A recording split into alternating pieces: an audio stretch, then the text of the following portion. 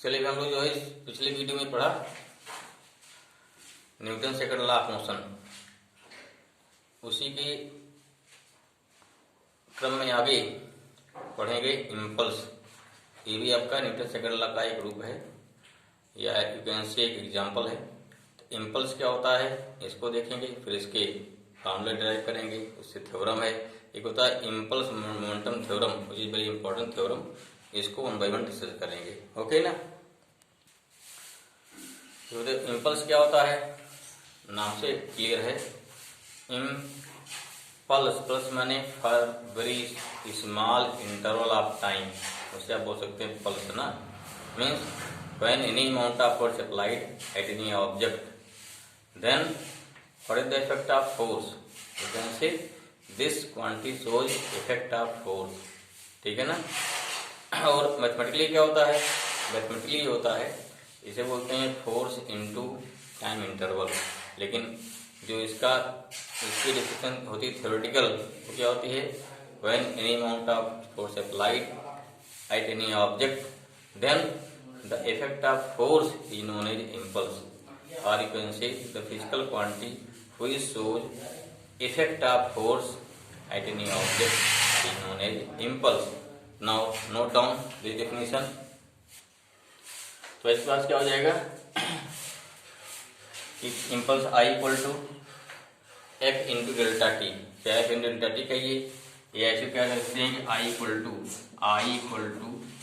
F into क्या हो गया डी टी हो जाएगा। एफ इंटू क्या हो गया D T, for its unit, इसकी यूनिट क्या हो गया न्यूटन इंटू सेकेंड, क्या हो गया न्यूटन इंटू सेकेंड, इसकी हो जाएगी यूनिट हो जाएगी। इसे बोलते हैं इम्पल्स। अब इसके देखो एग्जाम्पल क्या होंगे ये समझ लेते हैं, लिखने की जरूरत नहीं पड़ेगी। जैसे मतलब क्या कोई फोर्स अगर जितने कम टाइम के लिए कहीं लगाया जाएगा उसका इफेक्ट उतना ही ज्यादा होगा, ठीक है। इसलिए क्या बोलते हैं इफेक्ट ऑफ फोर्स। एक क्वांटिटी क्या शो करती है effect of force applied at any object. For example जैसे हम दीवार में अगर नेल मान लीजिए क्या है, अगर नेल धसा रहे हैं तो इसमें क्या होता है कि जब हम नेल धसाते हैं तो उस कंडीशन पर नेल और हैमर का कांटेक्ट क्या होता है a very small interval of time के लिए होता है, बहुत ही कम समय के लिए होता है। इसलिए क्या हो जाएगा, क्योंकि यहाँ उसका contact very small interval of time के लिए होता है, तो इसलिए उस फोर्स का इफेक्ट ज्यादा होता है। या देखो सिंपल एग्जाम्पल, अगर किसी गाल तमाचा मारते हैं तो उसमें क्या गाल पे और हाथ का संपर्क बहुत कम टाइम के लिए होता है, इसलिए उसका इफेक्ट क्या होता है ज्यादा होता है, ठीक है।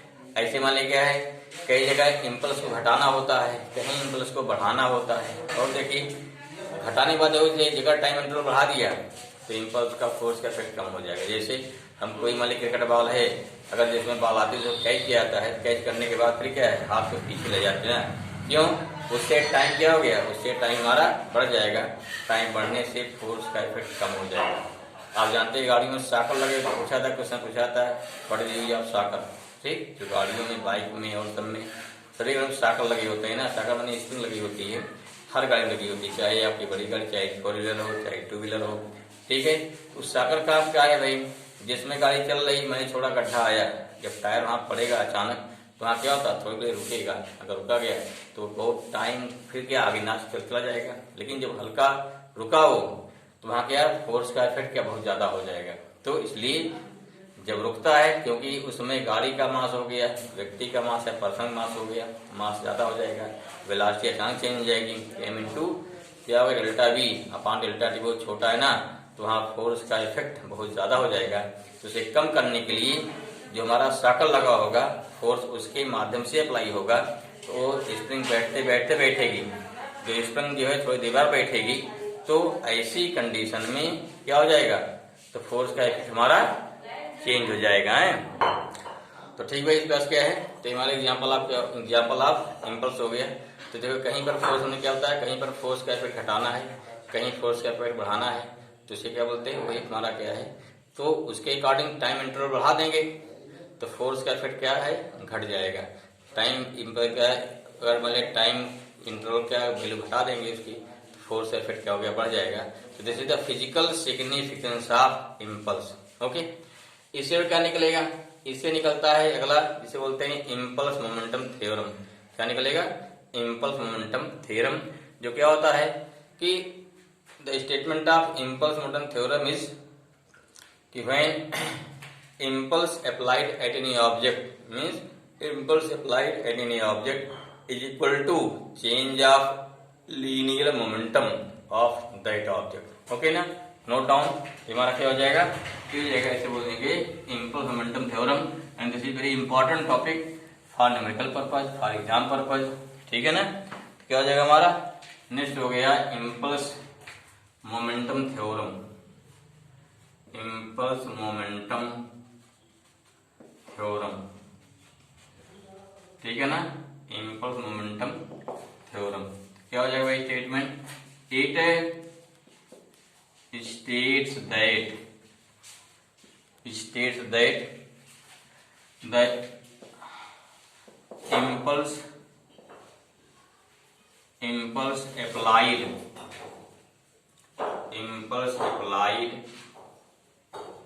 at any object is equal to change of linear momentum,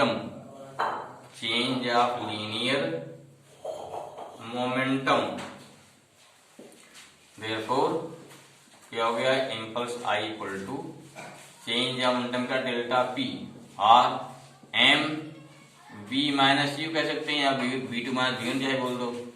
क्या हो जाएगा, v2 माइनस v1 और क्या हो जाएगा mv2 माइनस mv1, जो भी कहे सारे सही हैं, all are the same statement. ठीक है, करना क्या हमको, इसको प्रूव करना है। हाउ वी कैन प्रूव करिए इसको भाई। ठीक है, क्या निकालना है, इम्पल्स निकालना है। Let any object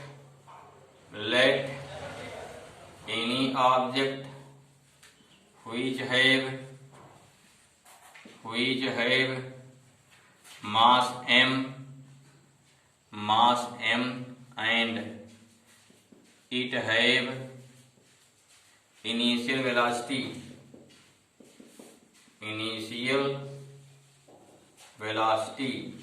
v1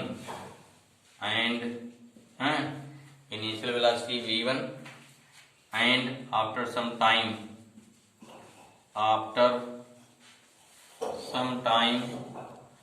it's क्या हो गया, इट्स फाइनल वेलोसिटी क्या हो जाएगी आपकी v2। ठीक है भाई, वेलोसिटी क्या v1 v2 हो गई। देयरफॉर क्या प्रूव करना है, आपको निकालना impulse. Therefore from definition of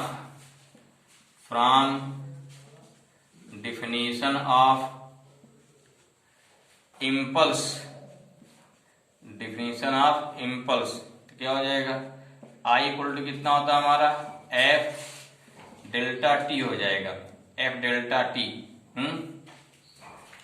F कितना हो गया, ma into delta T। ma कितना होता है, delta B upon delta T होता है ना, rate of change of velocity delta T हो जाएगा। अब देख रहे हैं क्या हो जाएगा, यहाँ से डेल्टा T कैंसिल हो गया, क्या बचा, ये हो गया m डेल्टा P v आ गया ना, this means what, m delta v हो गया चेंज ऑफ मोमेंटम हो गया, और m v2 माइनस v1 आ जाएगा। यही आपका स्टेटमेंट हो गया। हेंस I इक्वल टू हो गया m v2 माइनस हो गया m v1।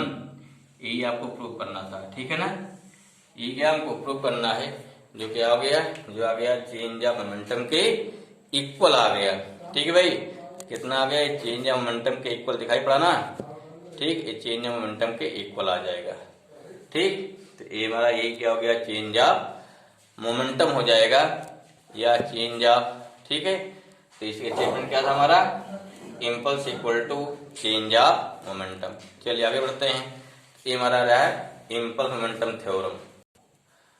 ओके भाई, तो आपको ये शायद क्लियर हो गया होगा कि what is the impulse momentum theorem. यहाँ से आपने प्रूव कर दिया इस बात से I equal to mv2 minus mv1। तो इसके कई एग्जाम्पल्स हमने शुरू बताया भी है, बुक में भी सारे एग्जाम्पल दिए गए हैं। हाँ, यू कैन से ऑल दी एग्जाम्पल्स। ठीक है, न्यूमेरिकल में ही ध्यान देना है कि कहीं पर कोई क्वेश्चन दिया था जहां दिया वेलोसिटी का चेंज दिया है और मास दिया है, ठीक है, तो वहाँ पास पूछ सकता क्वेश्चन। और सीधे ध्यान देखिए जैसे दे दिया कोई बाल क्या नीचे गिराई गई, ठीक है, नीचे बाल गिराई गई, फिर क्या है बाल तुम्हें उछल रही है, तो जाने तो गिरेगी उस समय क्या वेलोसिटी है, जब उछलेगी उस समय क्या वेलोसिटी है, क्या चेंज मोमेंटम आया, गति इम्पल्स, ठीक है। या क्रिकेट बैट से कोई बाल मारा गया, क्या हो गया, बाल आएगी, फिर क्या है रिबाउंस होगी, उसमें थोड़ा टाइम लेता है रिबाउंस होने में, ठीक है। तो अब वहाँ क्या दिया जाएगा, वेलोसिटी दिया जाएगा, फिर क्या है आने की वेलोसिटी दी जाएगी और रिबाउंस की वेलोसिटी दी जाएगी, तो उसे क्या निकाले, चेंज ऑफ मोमेंटम निकालने के तुरंत क्या होगा, आपको मिल जाएगा वहाँ पे इम्पल्स फाइंड कर लेंगे, ठीक है। तो हमारी डिफरेंस की कंडीशन है। चलिए आगे बढ़े, ओके भाई, चलिए इसके बाद शुरू करते हैं हम लोग Newton third law of motion. तो वो सिंपल सा है, ठीक है, टू रिएक्शन है इक्वल एंड अपोजिट रिएक्शन, ठीक है। नोट डाउन क्या है, Newton third law of motion, Newton third law of motion, third law of motion, क्या इसका स्टेटमेंट हो जाएगा, तो जाएगा it state that to every action have equal and opposite reaction, ठीक है, इक्वल एंड अपोजिट रिएक्शन, ठीक है। दिस मीन्स व्हाट, समझिए, जैसे मान लीजिए कोई दो बाल हैं, दो बाल इस बार से मान लीजिए दोनों आपस क्या कोलाइड कर गई, मान लीजिए क्या हो गया, ए बाल हो गई, ए बाल कितना हो गई, ए बाल हो गया ए, दूसरा क्या हो गया बी हो गया।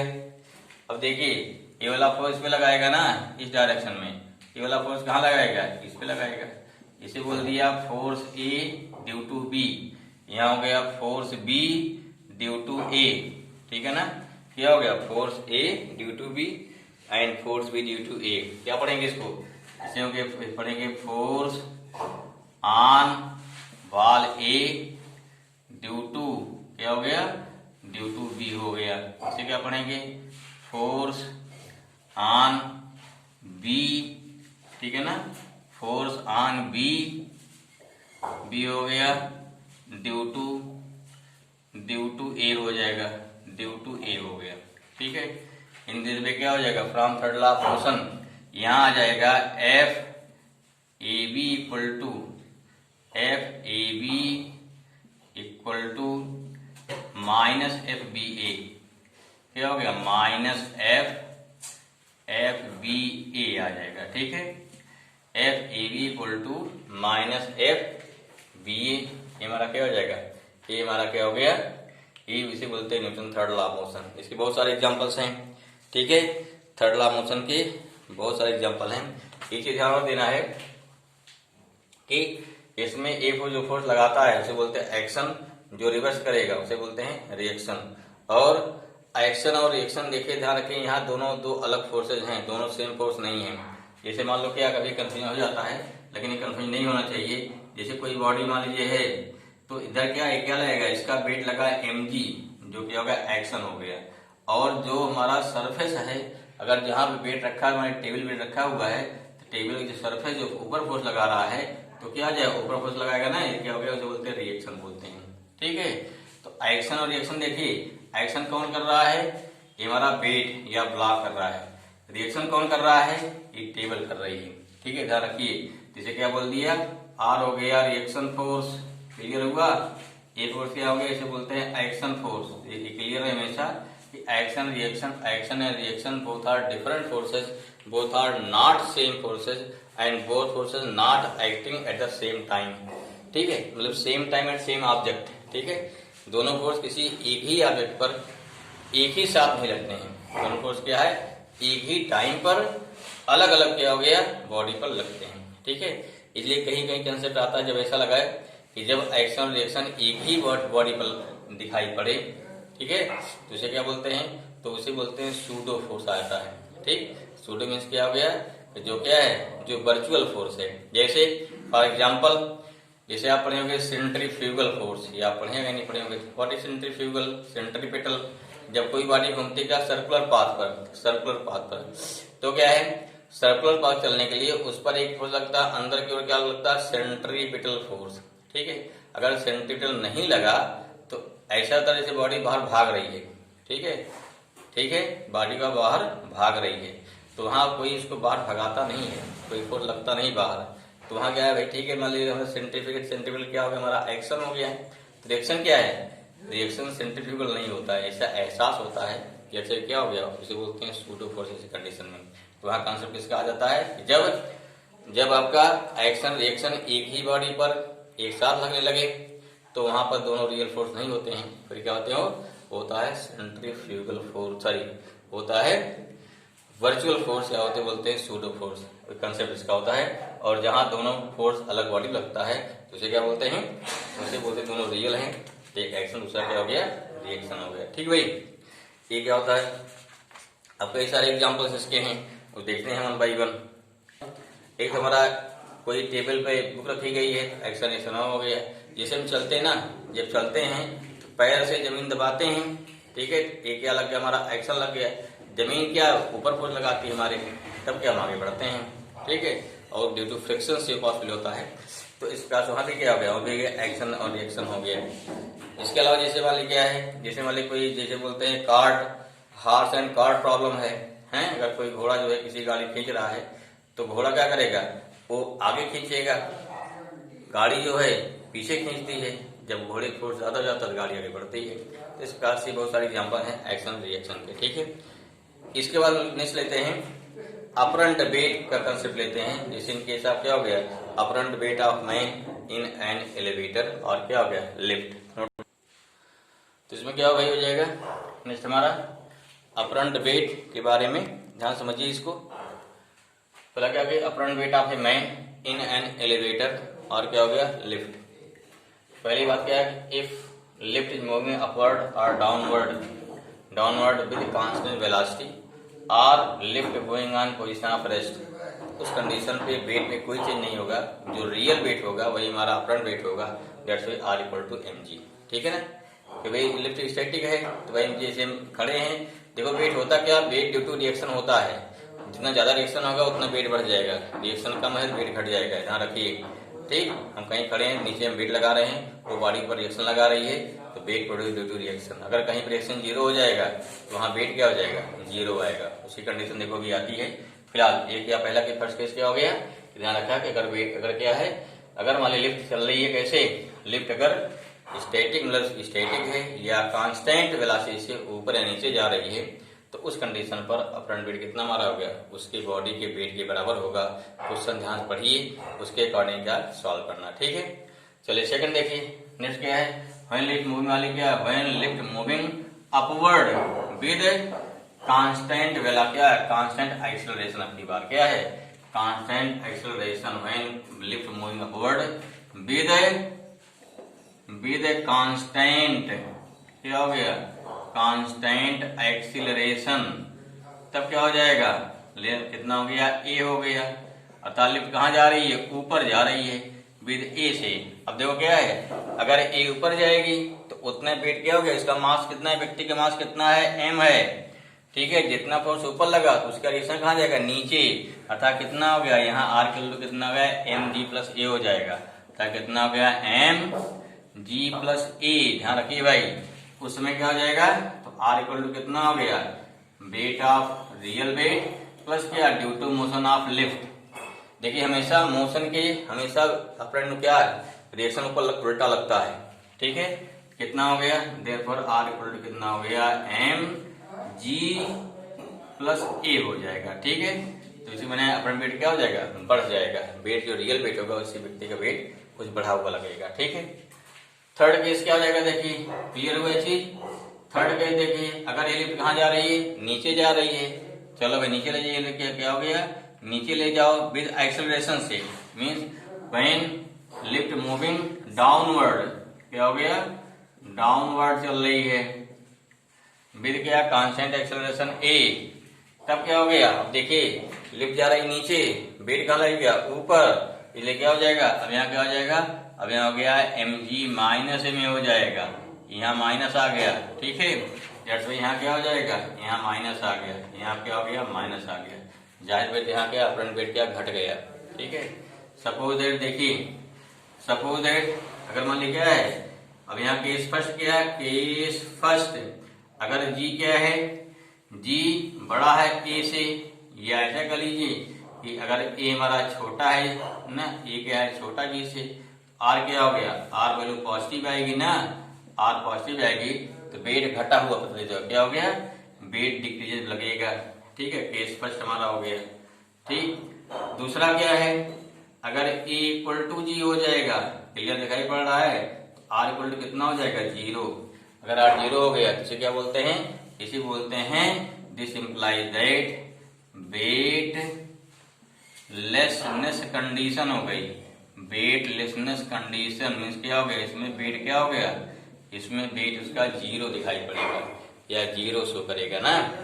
इसमें क्या हुआ, अगर मान लीजिए कुछ क्वेश्चन पूछा जाता है, अगर किसी लिफ्ट की चलते समय उसकी रस्सी टूट जाए, लिफ्ट गिरना चालू करेगी ना, तो जो व्यक्ति उसके अंदर होगा उसमें उसका वेट कितना हो जाएगा 0 हो जाएगा, एकदम फ्री जैसे लाइक एयर पार्टिकल, ठीक है।